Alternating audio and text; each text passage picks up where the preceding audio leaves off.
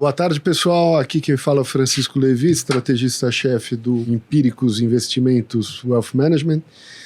E a ideia hoje é a gente continuando aquele trabalho que a gente vem fazendo e apresentando para vocês dos gestores, aquele bate-papo com os gestores. Hoje a ideia é conversar aqui com a turma do Pátria, estamos com o Flávio e com a Carol, para falar do Pátria Pipe, e eu estou aqui acompanhado do digníssimo Kiki, head da nossa asset, e a ideia é conversar sobre o Pátria Pipe. Então, já começando aqui nossos trabalhos, em primeiro lugar, obrigado pela presença. Obrigado a vocês pela oportunidade.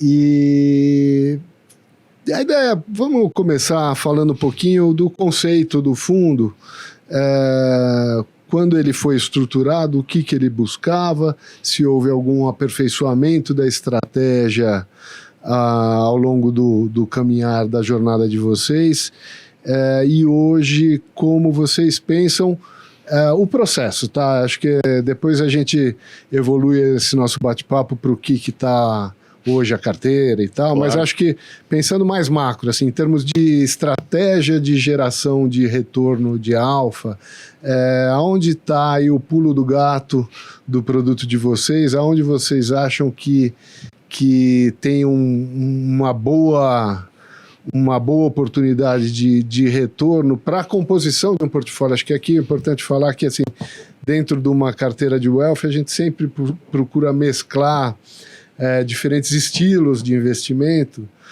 para compor uma estratégia macro que a gente já faz dentro do nosso asset allocation, mas indo para o micro, a estratégia de diversificação de geração de retorno, né? E aí, queria ouvir de vocês, então, um pouquinho o que vocês têm como conceito. Bom, o Pipe surgiu em 2014, foi lançado em 2014, e o próprio nome diz Pipe, Private Investment in Public Equities. Nosso objetivo é montar uma carteira, sempre foi buscar investir como um Private Equity investe. O Pátria é uma casa eminentemente de Private Equity, né? São mais de acho que 120 ou 130 bilhões em vários tipos de Private Equity, infraestrutura também, da forma como Private Equity. E a gente tem sempre essa visão de que, para nós, investir não é só encontrar bons investimentos, mas atuar em cima dessas companhias, visando gerar valor de longo prazo. E sempre com um horizonte de Private Equity. A gente investe com um horizonte de pelo menos 5 anos, em geral 5 a 10 anos, buscando não só escolher bons negócios, bons setores, empresas resilientes, com bom management, onde a gente queira ser sócio e não acionista, onde a gente queira efetivamente participar do processo de estratégia da companhia e muitas vezes do processo de gestão mesmo das companhias.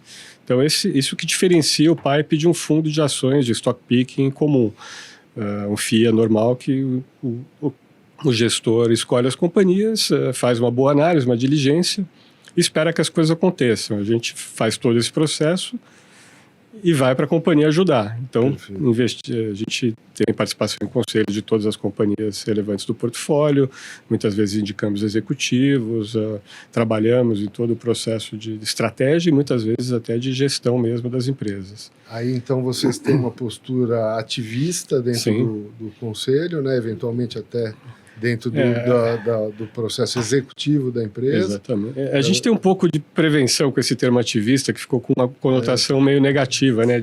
Daquele cara que vai lá apontar os problemas. Né? Não, a gente é construtivista, eu diria. É um ativismo construtivo. Melhor. A gente pensa como sócio. Como a gente a vida inteira tocou empresas como donos, né? Como private equity e com controle. Então, o que a gente busca é uma situação não digo de controle, porque a gente não busca ter o controle de companhias abertas, mas busca ter uma participação control-like, que a gente chama, quer dizer, uma proximidade muito grande, uma parceria mesmo com o empreendedor ou com outros gestores, outros fundos que sejam, se for uma companhia sem controlador definido, para ditar a estratégia de longo prazo da companhia no melhor benefício dos acionistas, inclusive nós que somos o maior acionista do fundo. Agora, muitas vezes dentro da governança essa vontade é limitada pensando assim num conselho, né? Um conselho, você tem vários conselheiros. O fato de você ter uma cadeira lá não necessariamente quer dizer que você consiga implementar as coisas que eventualmente você esteja enxergando. E eu acho interessante essa participação de gente do mercado financeiro dentro de conselhos, porque a maioria das pessoas são muito ligadas ao negócio da empresa, né? E muitas vezes falta um pouco esse contraponto de uma visão mais de investidor, do lado financeiro. Mas também, por outro lado, muitas vezes isso gera alguns conflitos em conselhos, né? Vocês fazem uma seleção prévia para entrar em empresas onde a contribuição de vocês tenha uma fluência... Sem dúvida. Esse ponto é chave. O alinhamento inicial no investimento é fundamental. Se a gente sai desalinhado, Perfeito. Vai acabar tendo conflito. Lógico que o tempo inteiro vai ter divergências, como existe entre sócios que estão juntos há 20 anos. Mas o importante é uma visão estratégica alinhada. Então, no processo de entendimento do negócio, diligência do negócio, aproximação com a companhia, parte-chave disso é a gente ter claro que a gente tem um alinhamento de interesses, uma visão conjunta do que é o objetivo desse negócio no longo prazo. Esse alinhamento inicial é fundamental. Ao longo da jornada vão ter divergências que a gente busca sempre dirimir de forma madura, saudável, com dados, com informações, com estudos e trazendo gente inteligente para o conselho. Não é que a gente só vai aportar inteligência financeira. Muitos conselheiros que a gente tem nas companhias são pessoas especialistas em áreas funcionais que são importantes para o negócio. Então a gente... Mas teve alguma companhia que começou assim, amigável, construtivo e teve alguma ruptura que te levou, inclusive, a desfazer Nunca tivemos. Já tivemos dificuldades de governança antes de entrar no conselho, que acabaram fazendo com que o investimento não avançasse porque a discussão de governança não foi no caminho que a gente gostaria.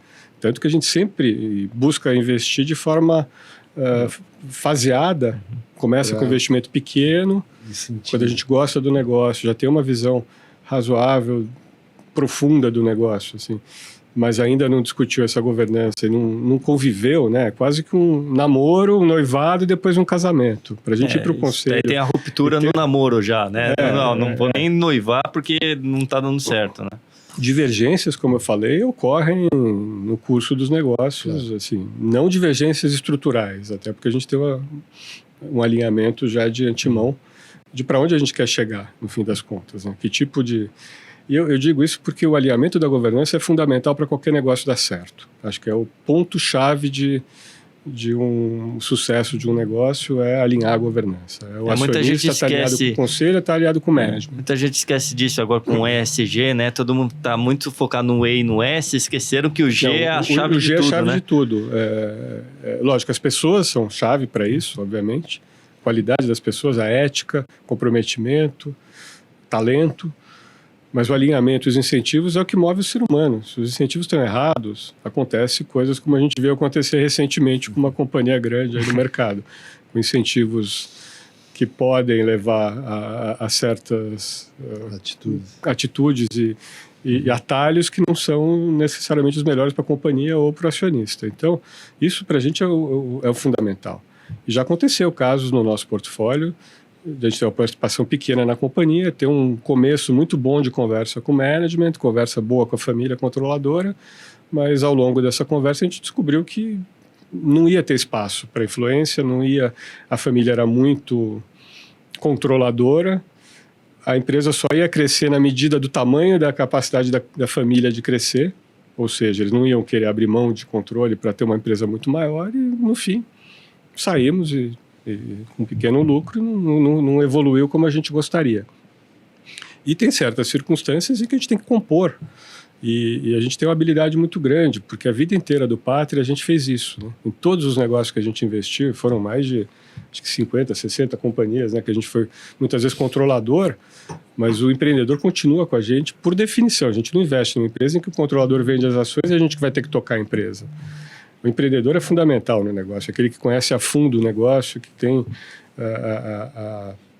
o conhecimento específico. E é um respeito enorme que a gente tem pelo empreendedor, porque nós podemos aportar muita inteligência para o negócio, mas ninguém conhece o business como o cara que fundou e tocou e cresceu aquele negócio. Então tem que ter um respeito muito grande por ele.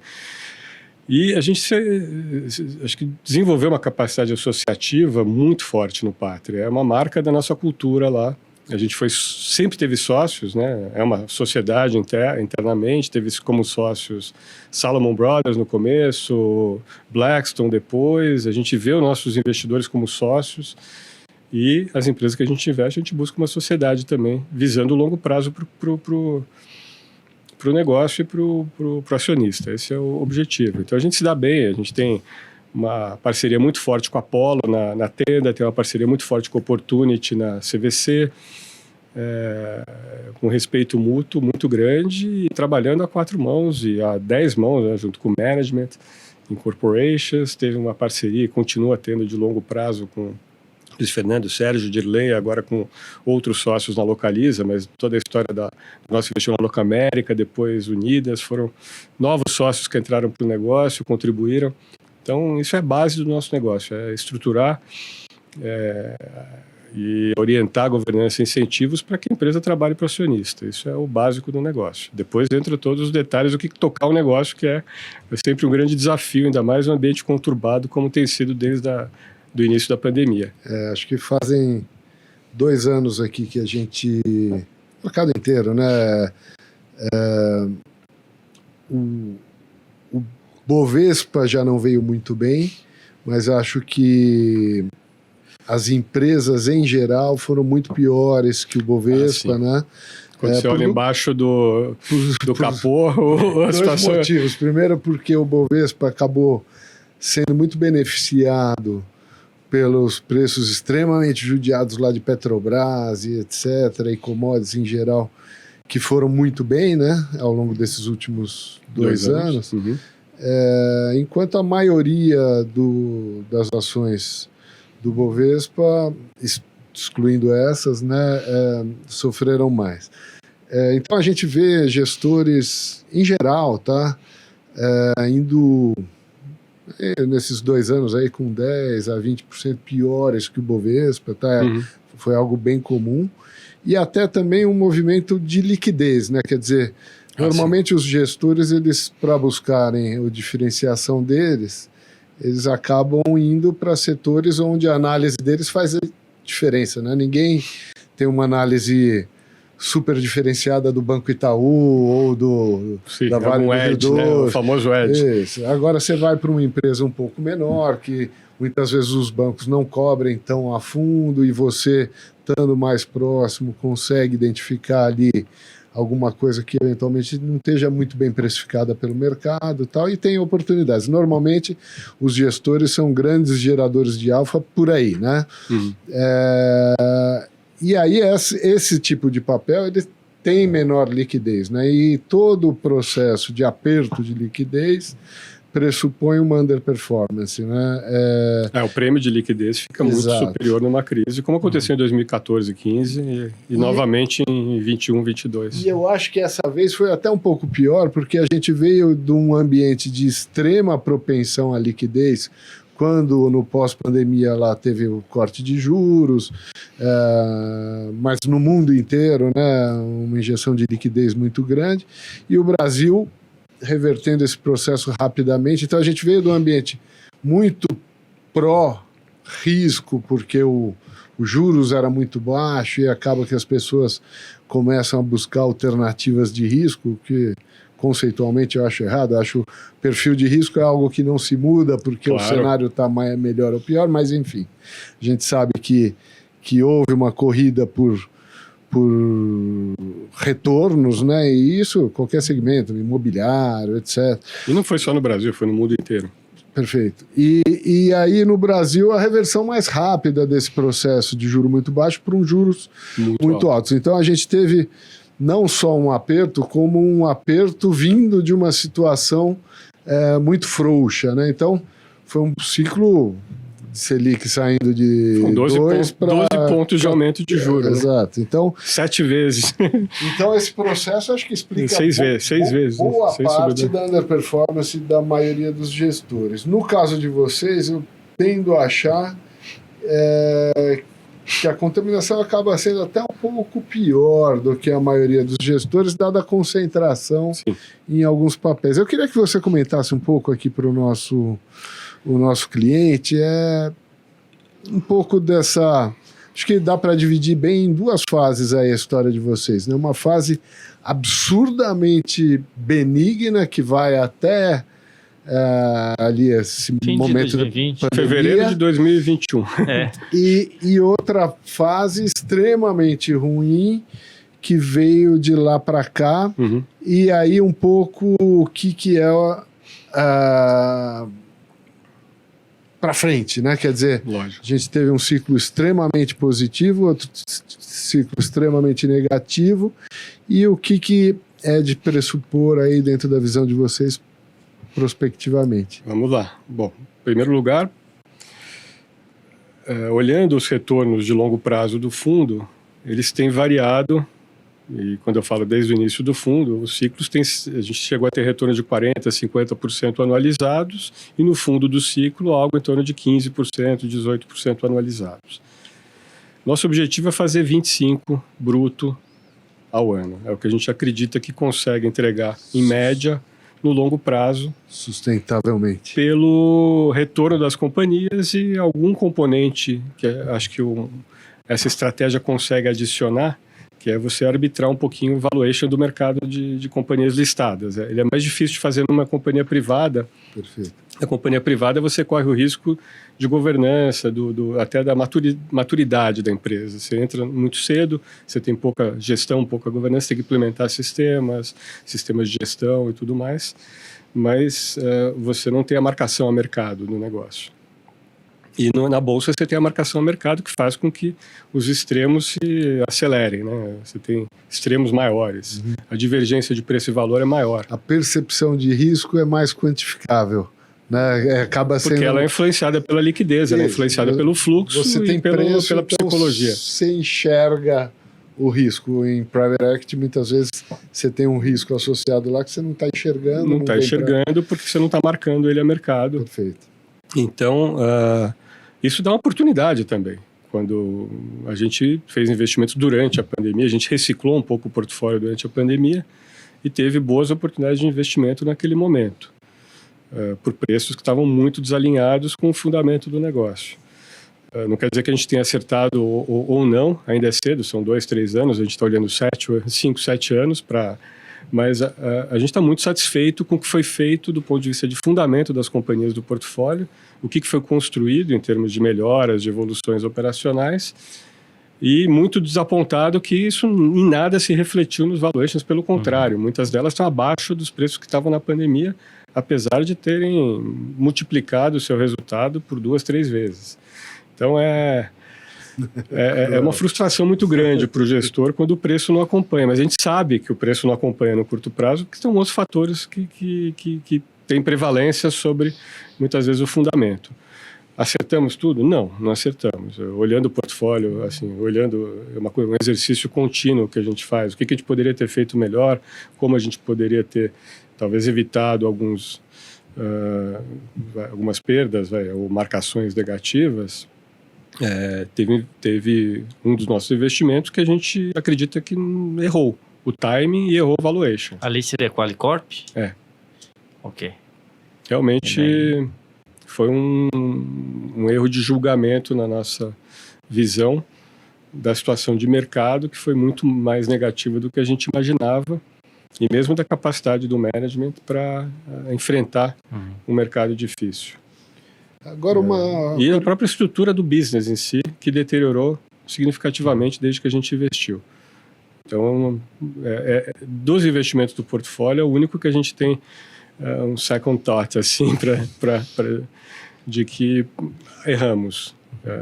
Como fazer, é recuperável, não é? É uma discussão contínua, tem evoluções importantes de governança positivas recentes na companhia, mas Se eu pudesse voltar atrás e falar, eu não deveria ter feito esse investimento,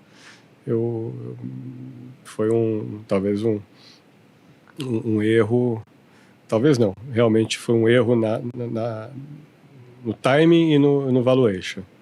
As outras empresas passaram por momentos difíceis, algumas não, outras estão indo muito bem desde que a gente investiu, mas todas estão no caminho muito favorável do ponto de vista de fundamentos e de evolução de crescimento de receita, melhora de margem, melhora da qualidade do serviço ou produto para o cliente, maior competitividade, melhor retorno sobre capital. Então as evoluções são muito positivas em 95% do portfólio. Tem lá 5% que nos incomoda bastante hoje. Agora, a dificuldade de um processo assim de investimento é que o Brasil, por ser um país muito volátil, porque esse tipo de investimento não é um investimento que você vai, girou um pouco para lá, então vamos sair, porque é um investimento, um aprofundamento ali que tem um investimento de tempo e de foco e de dedicação para construir um management melhor, né? Uhum. Quando você está inserido num cenário macro cujos ciclos vão para lá, vão para cá, como é que dentro do processo de vocês filtram? Porque não dá para se mover, vou sair desse investimento e vou para esse, porque agora o ciclo é tal.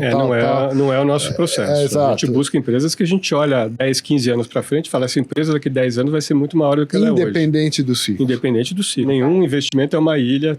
Toda empresa, por mais resiliente que seja, é afetada por questões macroeconômicas, até por questões de regulamentares e tudo mais.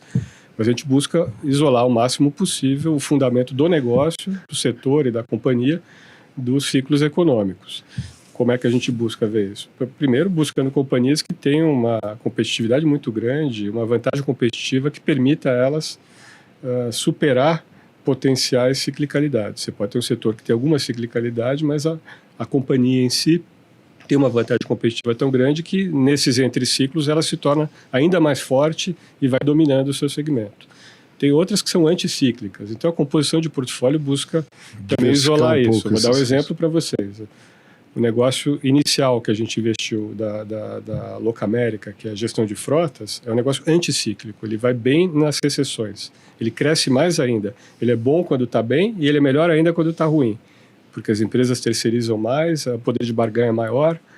Então, a empresa foi muito bem em 2015, 2016, continuou a acelerar o crescimento em 17, 18, 19, fundiu com a Unidas, entrou em outros negócios e hoje estamos lá na Localiza, depois da fusão e com uma perspectiva muito favorável na nossa visão ainda. Tem outros que,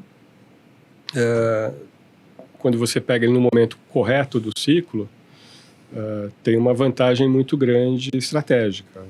A gente entrou em Ultra alguns anos atrás, 2, 3 anos atrás, ainda estava num momento difícil de ciclo, paridade de preços, principalmente no negócio da Ipiranga, que é o principal negócio do grupo, né?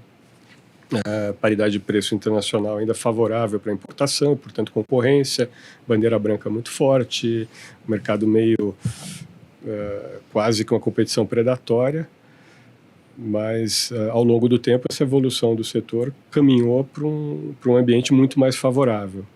E agora é um ambiente perto de ser um Goldilocks lá, acho que a gente vai ter alguns anos muito favoráveis pela frente. Independente disso, tinha tanta coisa para fazer na companhia e que tem sido feita, e tudo que a gente se propôs a fazer foi feito. É sempre um desafio, né? Uma companhia com 80 anos de idade, uma governança estabelecida décadas atrás, teve mudanças super relevantes na gestão, no acordo de acionistas, na governança, na sucessão da companhia, no portfólio de negócios, venda de Oxiteno, venda de Extra Farma, concentração nos business onde ela é mais competitiva, que tem sinergias entre si. E agora as coisas estão super alinhadas e a empresa negocia hoje nos múltiplos mais baixos da história.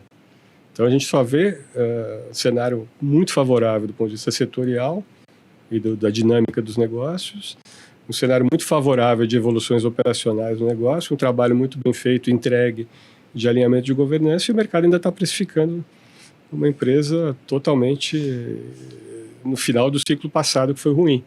A gente sempre brinca, né, que o mercado é de extremos, né? Assim, a hora que tá ruim é extremamente ruim, não tem fim, a hora que tá bom é extremamente bom e não tem fim. Acho que o pulo do gato é você pegar a mudança de humor do mercado, né? Aí aparece todo esse trabalho aqui, aparece potencializado. Uhum. E com relação a perspectivas, né? Quer dizer, a gente tem uma mudança de governo, tem um mercado bastante... Eu, particularmente, acho que o mercado está muito mais assustado do que a realidade de fato, né? Acredito que um país tão grande assim não é um governo que dite os investimentos. O governo depende do investimento privado, o investimento privado é que define o crescimento econômico, que define a popularidade e que define a sustentação e permanência no poder. Então, eu tendo a achar que as coisas são um pouco menos piores do que o mercado imagina, mas de qualquer forma a gente tem uma série de incertezas, né? Claro. É inegável que é um governo que tende a ter um pouco mais de interferência em termos de regulações. Agora vamos ter uma reforma tributária. Como é que você está vendo, dentro dos negócios onde vocês estão inseridos, esses riscos e as oportunidades?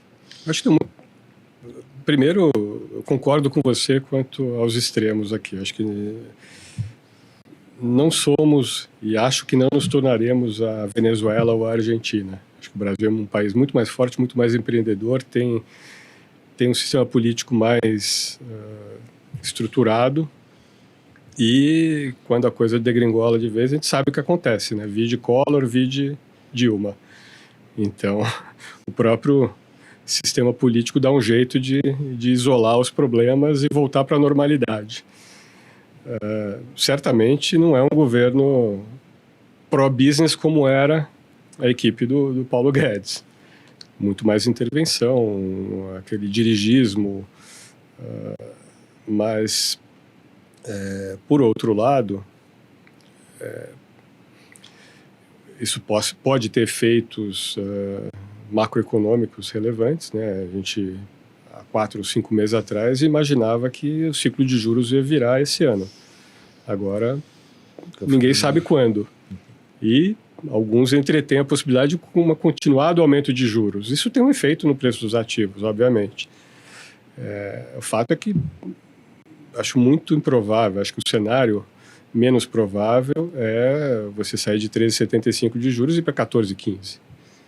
Acho menos provável. Mais provável estamos no limite superior da curva de juros e não dá para um país sobreviver com juro real de 6,5%, 7% por muito tempo, você quebra todo mundo. Você não tem formação de capital num país como esse. Então, em algum momento, as coisas se ancoram e a gente vira o ciclo. Isso é um trigger importante para o valor de qualquer negócio.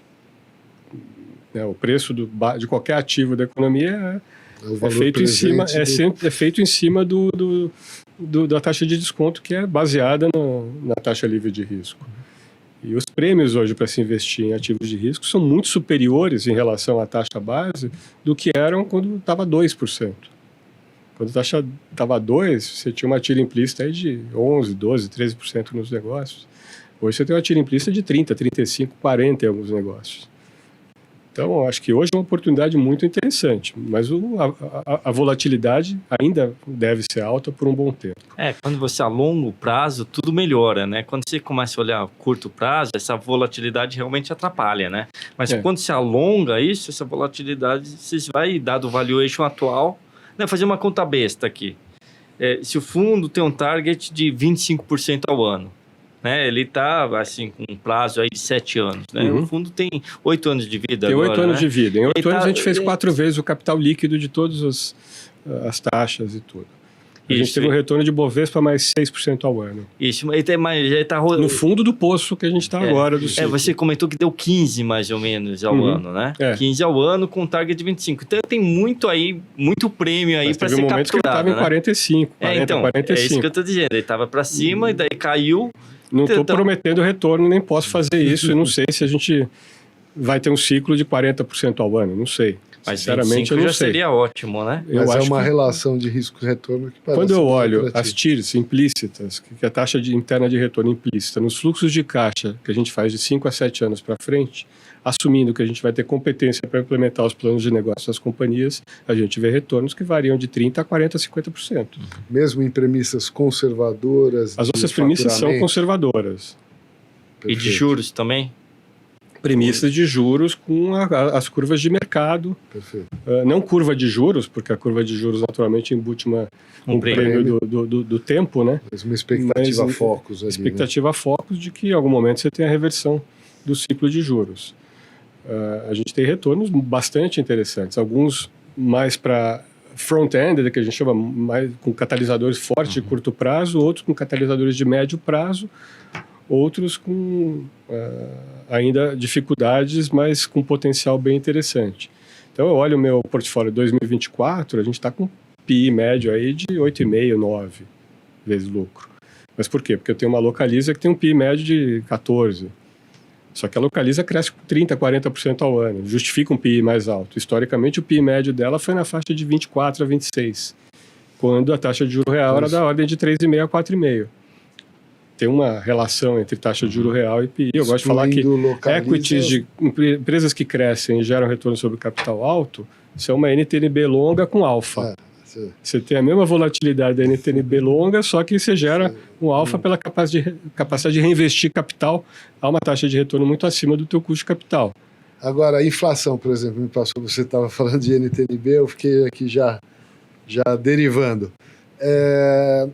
Os negócios que o portfólio tem, em termos de risco inflacionário, quer dizer, se a gente tem uma elevação de inflação, óbvio que, assim, em algum momento isso vai acabar trazendo uma recessão, mas dentro de limites razoáveis, imaginando que o PIB fique ali rodando qualquer coisa entre 0 e 2, vai um cenário ruim, né? Que assim, o PIB médio de 1%. Aquele nosso PIBinho dos últimos 15, 20 anos. Só que com uma inflação um pouquinho mais forte, assim, imagina 5 a 7% todo ano aqui nos próximos anos. Qual a resiliência desses business em termos de repassar custos num PIB um pouco mais... Óbvio que, assim, se for um PIB muito ruim, aí estamos falando de ambiente muito negativo, mas um ambiente um pouco pior. Cada business tem sua própria dinâmica. A gente busca empresas que são competitivas e têm uma liderança de preço. E, portanto, tem geralmente capacidade de precificar com spread que dê um retorno sobre o capital acima do custo de capital. Então, vou dar um exemplo. Nosso maior investimento continua sendo Localiza, agora, Antiga Unidas. E é de longe o maior investimento do fundo. Tem catalisadores super importantes de curto e médio prazo. E a empresa tem um poder de mercado muito forte. É a maior empresa do setor, é price leader, é price maker, embora seja um setor competitivo. É um setor que, historicamente, os fatores de construção de retorno são baseados em custo de capital, é um negócio de capital intensivo, a depreciação econômica do ativo, né? Você está alugando automóvel, então como é que você compra e como você vende, e fatores como manutenção e outros, né, que também dependem de uma certa movimentação de custos e preços. Isso se comunica de forma muito rápida para os preços praticados na ponta, porque é uma coisa sistêmica, ninguém quer perder dinheiro. Subiu o custo, subiu o preço de carro, você sobe o preço da tarifa, ponto. E o mercado paga, por quê? Porque a demanda é crescente, a proporção de valor do produto é muito boa, tem uma demanda contínua de crescimento, tanto no aluguel de curto prazo quanto no aluguel de frota. Então, é um business com cada vez maior penetração, tem uma transformação de longo prazo ocorrendo que tem uma favorabilidade enorme para o crescimento do negócio. Então, obviamente, você conjuga as vantagens de poder de preço, de competitividade no mercado, bons retornos sobre o capital e uma dinâmica favorável do business em si. Pega a Tenda, que é um investimento que sofreu muito ano passado, com inflação de custos, e que conseguiu, ao longo do tempo, realinhar suas margens por aumento de preço. Para que isso ocorresse, foi necessário algumas mudanças no programa de baixa renda. Por quê? Porque A demanda é muito superior à oferta, mas a capacidade de pagamento do cliente é muito limitada. É um programa que depende de subsídio.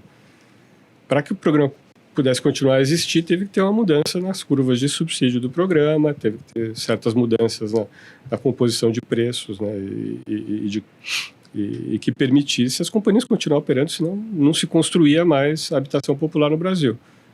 Agora, ninguém, em sã consciência, imagina que você vai parar de construir habitação popular. São 1.100.000 famílias formadas a cada ano no Brasil, 650 mil estão nesse target. Você não pode deixar.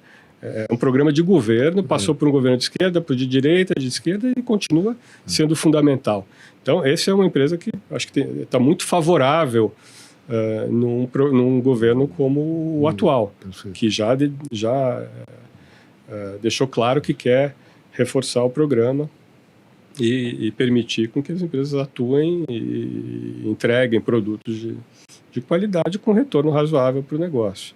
Então tem uma evolução muito importante na Tenda que vem acontecendo nos últimos meses, ao longo de 2022, mas a empresa ainda convive com uma safra muito ruim de lançamentos e custos altos de 2022 para 2021 para trás. Então é uma empresa que está no processo de retomada, ainda sofrendo muito contabilmente, mas do ponto de vista econômico já reequilibrando suas margens e seu retorno. Isso aparece com certo atraso por questões específicas da contabilidade do setor. Pega outra companhia, eu já falei da Ultra aqui, que acho que também está num ambiente muito favorável. Então acho que a gente está bem posicionado com empresas de negócios resilientes na carteira, num ambiente onde nossas empresas são competitivas, são fortes. E tendem a ser consolidadoras de mercado. E em termos de fluxo, óbvio que a estrutura de resgate de vocês é uma outra característica, né? Mas a gente viu no mercado uma onda brutal de resgates ao longo desse último ano, principalmente. Uhum. E a minha impressão é de que a gente já está chegando meio no final, sabe? Limpou o que tinha que limpar, inclusive... Espero que você esteja correto. Teve uma troca com uma entrada muito grande de estrangeiros, principalmente aí no começo desse ano. Até para arrumar esse perfil de risco das pessoas, né? Que tem perfil de risco variável, né? Eu achava que ia subir, virei arrojado. Ih, caiu, agora sou conservador, saca? Então deu uma limpada ali nas pessoas físicas, né? O juros está alto, então agora eu não quero ter mais bolsa. O juros está baixo, eu quero bolsa. Aí fica assim, né? Vende lá embaixo e compra lá em cima, né? Esse é o normal da pessoa física. Eu acho que mudou um pouco a cabeça das pessoas, mas ainda acontece com grande... Acho que a gente viu bastante movimento nesses últimos meses aí de resgates em geral. E o que acaba penalizando por tabela um fundo com a característica de vocês, que é um híbrido, né? Não chega a ser um private equity, que o preço de mercado não contamina, Uhum. Mas também não é um fundo aberto que o cliente está resgatando lá, mas acaba que o cliente resgata de outro fundo que detém posições similares à de vocês e a marcação a mercado acaba penalizando, né? Eu tendo a achar que já deu uma bela de uma limpada. Óbvio que nada é tão ruim que não possa piorar, né? Mas valuations muito baixos e já com juros muito altos, e já com o investidor machucado querendo migrar para o CDI ao invés de ter bolsa e tal, acho que esse movimento aí já foi, sabe? Eu espero que você esteja correto. Eu não tenho como prever o futuro. Sim. Mas às vezes isso pode durar mais do que a gente imagina. Mas você imagina nas conversas que tem com distribuidores, clientes, family office, etc., que existe uma propensão a querer sair do fundo, ou os investidores estão tranquilos? Óbvio, tranquilos, ninguém está com performance ruim, mas assim, tranquilos com o conceito do fundo e com uma visão muito mais de longo prazo aqui do... A movimentação histórica do fundo sempre foi pequena. A gente tem janela de resgate. Uhum. 2 anos seguidos foram da ordem de 10%, 12% do patrimônio do fundo. Quer dizer, não é nada que prejudique. A gente gosta de ter estabilidade de patrimônio, porque a nossa forma de investir é de se comprometer como sócio. Se eu tenho 30%, 40% de saída, depois 30%, 40% de entrada, você não tem uma estabilidade de relacionamento e de sociedade com nenhuma empresa, né? Essa é a realidade. Isso posto, a gente vê um comportamento bastante racional dos investidores do fundo em geral. Tem gente que entrou talvez sem ter muita noção e ficou muito machucada, que não tolera um drawdown de 40%, 50% e acaba saindo. Tem gente que colocou mais dinheiro. Nós mesmo investimos mais, a gente é o maior investidor do fundo, continua sendo, e continuará a ser pelo horizonte visível. 1/3 do capital do fundo é nosso. E eu só acho que a gente não vê grandes movimentações nem de entrada e nem de saída. Tem sido bem estável. Tem alguns investidores já começando a olhar para uma movimentação mais favorável. Tem bastante conversa nesse aspecto. Mas muita gente esperando para ver que caminho que vai seguir essa questão da volatilidade e a própria política econômica, né? Se ainda é o risco se essa reversão de mercado ocorre num curto, médio prazo. Até agora tem sido prudente para o investidor que quer alocar mais esperar um pouco. Tem um momento que isso vira aquela corrida para voltar, né? Eu não sei dizer quando isso ocorre. Nós do nosso lado aqui, inclusive na classificação do ativo, a gente já classifica como um private equity, justamente para ter essa tranquilidade sobre o potencial risco e o horizonte que tem que permanecer investido, justamente para suportar ciclos negativos como esse, e já entra nessa caixinha de que precisa um horizonte maior de maturação. Eu vou te dizer, o que mais me incomoda é um cenário em que a gente não consegue encontrar companhias que nos deem 20%, 25% de retorno implícito. Isso me incomoda profundamente. Se a gente chegasse numa situação dessa... Ter que distribuir o capital de volta. Capital, fechar o fundo, ficar em caixa, sendo pago, né? Para ficar em caixa. É muito... Coisas baratas, empresas boas e baratas, a gente fica... Nossa vontade é investir mais e colocamos nosso próprio capital muito mais num cenário como esse, como está hoje, do que quando o juro está 2% e os preços estão bem mais... os retornos são bem mais achatados. Né? Legal, acho que... E a própria dinâmica de crescimento dos negócios faz com que a gente potencialmente tenha, mesmo que não haja grande reprecificação no curto, médio prazo aí, tem um crescimento significativo. O próprio carry do investimento. Olha as companhias do portfólio. CVC cresceu 60% nos 9 primeiros meses do ano aqui. E saiu de 200 milhões de prejuízo de EBITDA para 70 milhões de EBITDA positivo. Quer dizer, já virou o cotovelo ali, passou uma dificuldade muito grande. A gente entrou no auge da pandemia, né, no nosso investimento core. Foi um trabalho imenso do time, do conselho, para reestruturar a companhia, tanto do ponto de vista financeiro. Ainda estamos trabalhando na estrutura de capital da companhia, mas do ponto de vista operacional é outra companhia.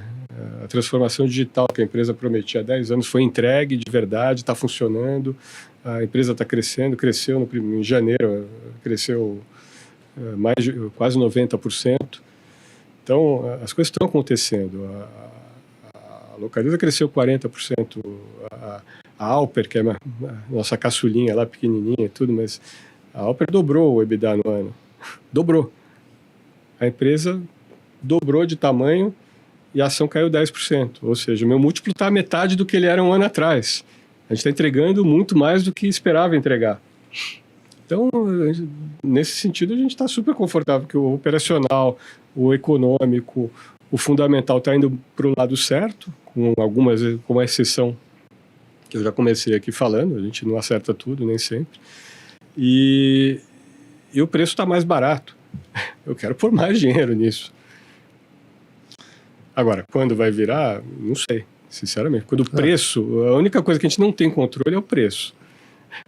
Aliás, isso trabalha a nosso favor ou contra nós. Mas se o carry, se o carregamento, quer dizer, a margem operacional, o EBITDA, estão com boas margens, isso daqui o tempo vai pingando lá valor, né? Quer dizer, não tem porquê de você 30%, 40%, você fica 30% a 40% mais barato a cada ano se a ação não andar. Você vai vencer por absurdo, né? Vai chegar com tempo, por isso que o prazo é importante. Com tempo suficiente vai chegar uma hora que não vai fazer sentido, né?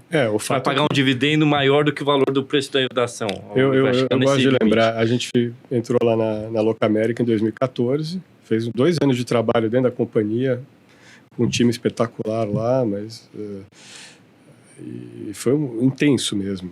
Tinha gente no conselho e tinha gente na operação mesmo. Foram 2 anos em que a empresa não cresceu nada do top line, né, na receita, só que a margem dela e o lucro saiu de 13 milhões para 40 e poucos milhões. E foi um trabalho de tapar buraco mesmo, arrumar um monte de coisa. Quando ela estava arrumada, agora vamos crescer. Agora que a empresa está lucrativa, está dando um retorno muito acima do custo de capital, agora vamos crescer. Então, acelerar crescimento, aquisições, fusões e próprio crescimento orgânico, reinvestir no negócio e tudo mais. Durante 2 anos a ação não foi a lugar nenhum. De repente ela dobrou 3, 4 anos seguidos. E a gente fez 8 vezes o capital nesse investimento. Quer dizer, demora para as coisas reconhecerem muitas vezes. O mercado normalmente ele presta atenção quando a coisa já está movimentando a favor, né? É muito difícil o mercado querer... Ele sobe de escada rolante e desce de elevador, né? Eu acho engraçado, assim, né? Aquela frase super conhecida no mercado, mas que eu acho que não... No meu jeito de pensar, eu não gosto dela, que é... não compro nada com... Não ponho a mão numa faca caindo, eu espero cair e começar a voltar. Eu não gosto, porque normalmente a hora que começa a voltar, as incertezas continuam lá e agora está um pouco mais caro. Eu prefiro comprar com a faca caindo, porque eu falo o seguinte, se tem valor, se tá bom, se é interessante, não me interessa a direção que está vindo ou que está indo. Tem valor.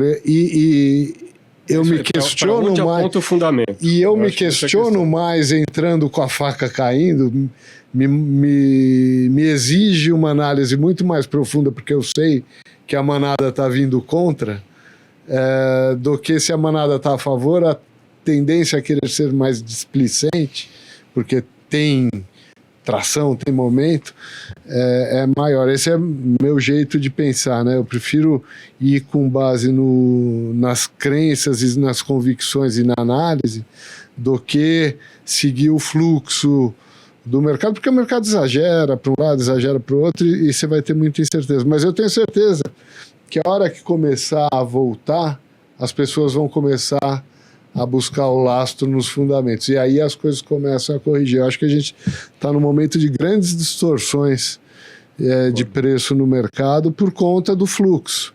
E ninguém quer peitar o fluxo. É normal, mas é normal. Mas o estrangeiro, o gringo, está peitando o fluxo aqui. Nosso fluxo ele olha para o Brasil. Câmbio favorável para ele. Para ele. E as ações de graça... Ele olha o potencial de geração de valor de uma companhia brasileira, com todas as volatilidades e dificuldades do mercado brasileiro, que se você olhar em 10, 15 anos em dólar, não deu retorno nenhum.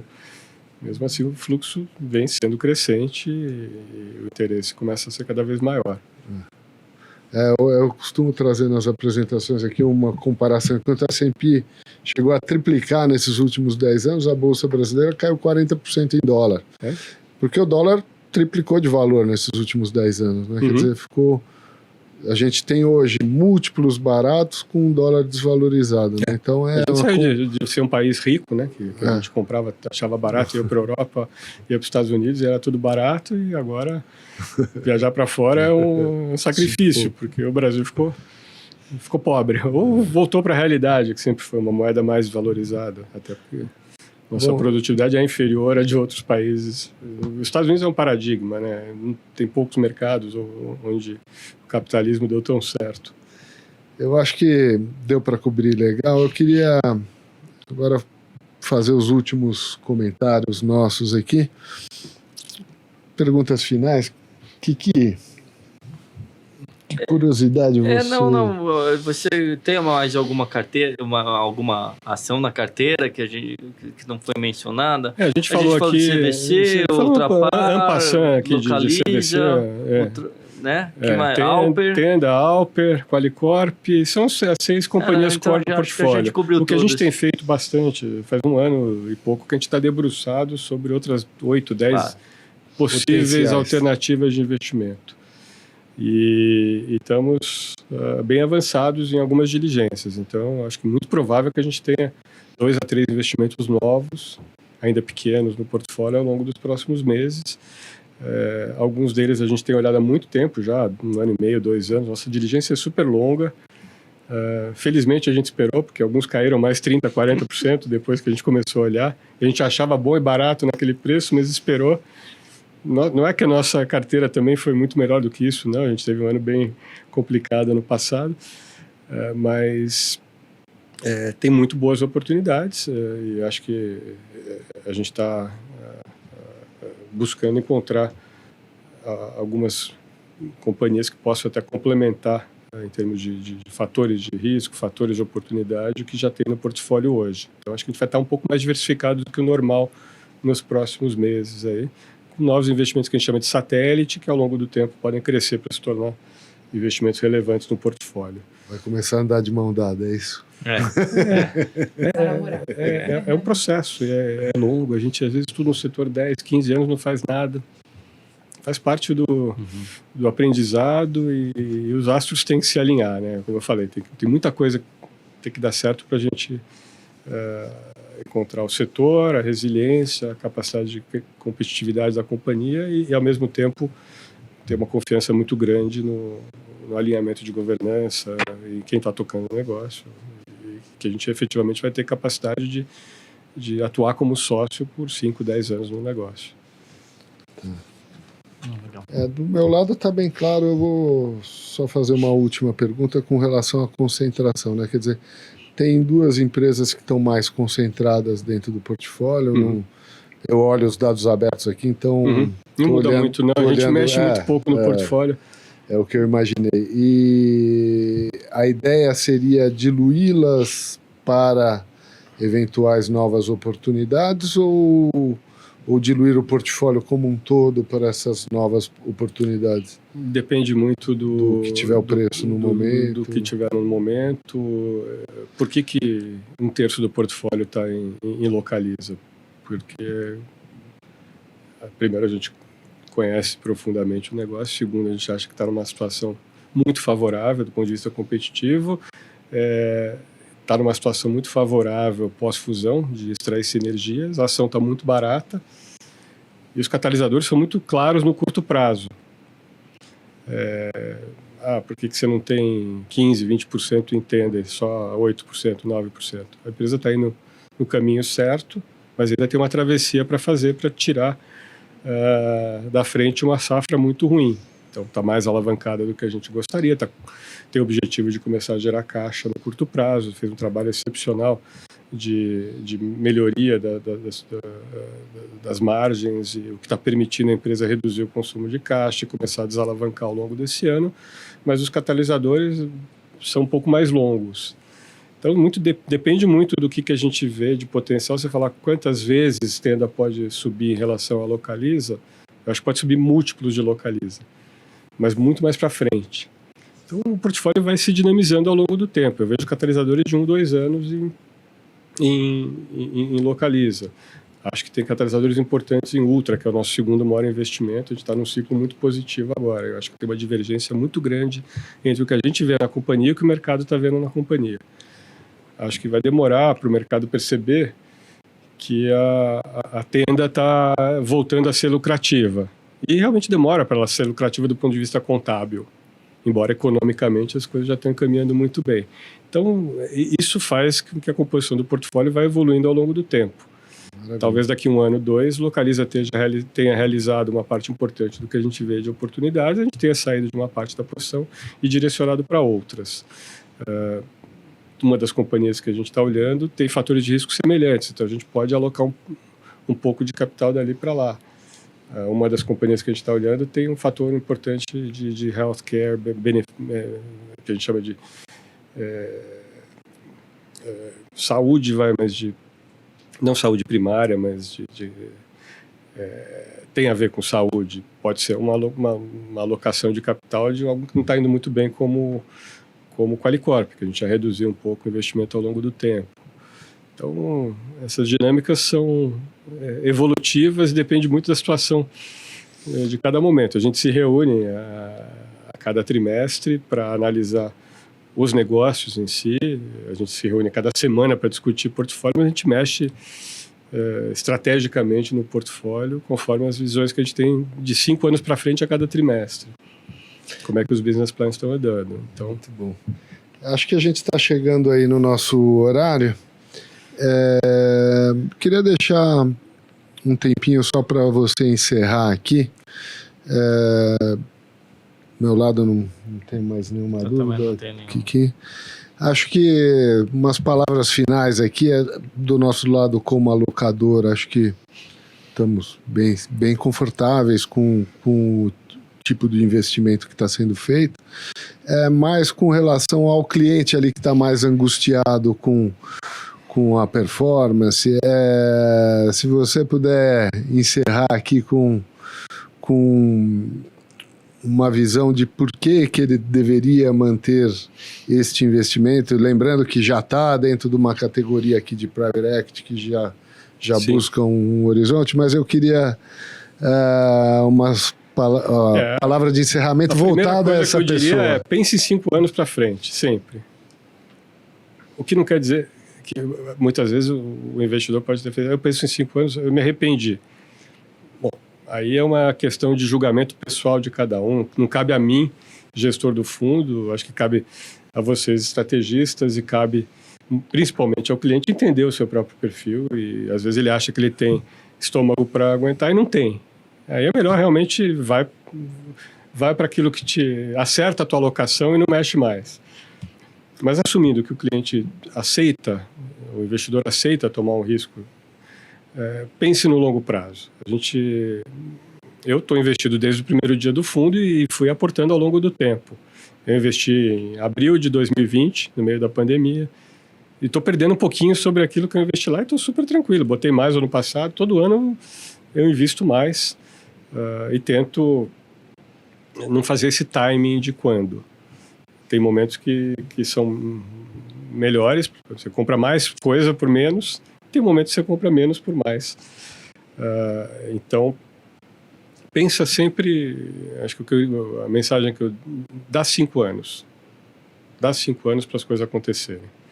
Porque o risco de você pegar um ciclo negativo, às vezes o timing errado, e especialmente o investidor que entrou quando o juro estava 2 e foi para 14, você tem um fator macro que está preponderando sobre qualquer outro fator relevante, por mais que tenha tido fatores outros relevantes de liquidez e mesmo da própria dinâmica de uma outra companhia do portfólio, o fator macro está preponderando. E para mim é um tiro no pé. Perder de gerações é comprar caro e vender barato. É pior movimento que pode ser feito. Às vezes a gente errou, comprou caro, espera. Ou põe mais se tiver estômago, mas aí é uma questão de cada um, da alocação estratégica que cada investidor tem. Muito bom. Então, acho que foi ótimo o papo. Queria agradecer vocês pela contribuição, pela presença aqui. Prazer tê-los aqui. Kiki, obrigado mais uma vez. Sempre juntos. Eu que Tamo agradeço. junto. E obrigado pela confiança, pela oportunidade de conversar um pouquinho, explicar. Maravilha, obrigado a vocês. Estamos aqui à disposição.